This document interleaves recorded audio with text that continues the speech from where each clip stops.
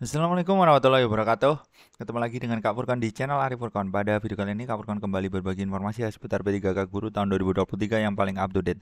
Tapi sebelum Kak Furkon ke informasinya, Kak Furkon ingatkan untuk teman-teman yang baru saja bergabung atau baru saja menemukan video di channelnya Kak Furkon, silakan ditekan tombol subscribe-nya dan nyalakan lonceng notifikasi supaya teman-teman tidak ketinggalan pada saat Kak Furkon mengupload informasi terbaru seputar P3K Guru tahun 2023 yang tentunya ada beberapa info yang harus Bapak Ibu guru ketahui baik yang sudah tes maupun belum tes ya. Oke. Langsung saja kita ke informasinya Bapak Guru ya. Oke. Di sini ada informasi yang menarik dari Komisi 2 DPR ya, Bapak Ibu Guru ya. Komisi 2 DPR itu benar-benar secara langsung minta kebijakan honorer yang sudah kerja 5 tahun ini langsung diangkat PPPK segera direalisasikan. Ini Kompas TV 4 Desember 2023 kemarin ya Bapak Ibu Guru ya. Oke. Wakil Ketua Komisi 2 DPR RI, Junimat Girsang, ini menyayangkan ya penerapan Undang-Undang Nomor 20 Tahun 2023, di mana ASN aparatur sipil negara belum direalisasikan secara nyata di lapangan. Ia menyebut pemerintah dan DPR sudah sepakat bahwa tenaga honorer yang sudah bekerja 5 tahun berturut-turut tanpa putus wajib diangkat menjadi PPPK. Oke, sebelumnya telah kita sepakati bahwa tenaga honorer yang sudah bekerja 5 tahun tanpa putus wajib diangkat menjadi PPK tanpa syarat. Hanya memang harus melalui verifikasi ketat yang menunjukkan bahwa benar-benar ia bekerja sebagai tenaga honorer di suatu instansi selama kurun waktu 5 tahun tanpa putus.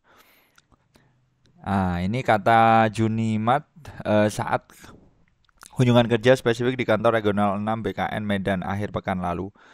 Di sini, beliau menyampaikan bahwa saat ini ada jutaan tenaga honorer ya yang telah bekerja puluhan tahun sedang menunggu keadilan. Jika dilihat dari data yang ada, tenaga honorer Indonesia ini jumlahnya memang tidak sedikit, bahkan ditemukan di beberapa instansi di daerah jumlah tenaga honorer itu lebih banyak daripada PNS-nya. Seperti itu Bapak Guru ya. Ia menilai jika tenaga honorer yang sudah bekerja bertahun-tahun tersebut diputus dan diberikan begitu saja tentu akan menimbulkan masalah baru yang lebih serius. Seperti tingkat pengangguran akan semakin tinggi dan berdampak pada serapan tenaga kerja maupun anggaran. Lebih dari 6 juta tenaga honorer menunggu dan rata-rata mereka telah mengabdikan diri bahkan 10 hingga 20 tahun. Ini tentu menjadi perhatian Komisi 2 DPR dan terlebih hal yang sudah tertuang di dalam UU ASN yang baru disahkan. Masalah tenaga honorer ini seperti bom waktu. Kita harus segera menyelesaikannya sebelum menjadi masalah baru yang lebih kompleks. Ia juga membahas soal dugaan mafia tenaga honorer yang mengambil kesempatan dalam penerimaan seleksi pegawai negeri tersebut, CPNS maupun calon PPPK. Menurutnya, praktek mafia tenaga honorer ini sangat bermunculan seiring dibukanya penerimaan calon ASN baik formasi CPNS maupun PPPK. Terlebih akan adanya penghapusan tenaga honorer sehingga urgensi untuk lolos seleksi tes di tahun ini semakin meningkat. Junima juga meminta ya pemerintah termasuk masing-masing kantor regional BKN untuk melakukan verifikasi secara ketat. Kasus mafia tenaga honorer ini harus segera ditangani. Laporan yang masuk bahwa tenaga honorer yang diajukan ke pusat ternyata bukan tenaga honorer yang memang telah mengabdi di instansinya. Ini menjadi catatan untuk kantor regional BKN untuk memverifikasi secara ketat ya. Jangan sampai terjadi seperti ini. Jadi memang banyak ya ditemukan di beberapa daerah memang tenaga honorer itu tidak sesuai dengan data ya kan. Banyak orang luar masuk langsung diangkat seperti itu.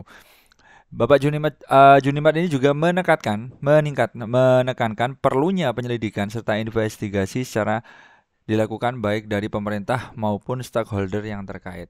Verifikasi tenaga honorer ini sangat penting karena mafia tenaga honorer pastilah sebuah sindikat yang aksinya dilancarkan oleh banyak pihak. Semoga oknum-oknum ini segera ditangkap ya Bapak Guru ya, karena ini sangat merugikan nasib orang lain ya kan, yang benar-benar honorer malah tidak diangkat-angkat gara-gara ada honorer selundupan seperti ini. Oke. Seperti itu dulu info dari kamu kon. Mudah-mudahan bermanfaat. Tetap semangat dalam mengajar untuk Bapak Ibu guru yang ada di seluruh Indonesia. Salam semangat terus dari Kak Furkon. Wassalamualaikum warahmatullahi wabarakatuh.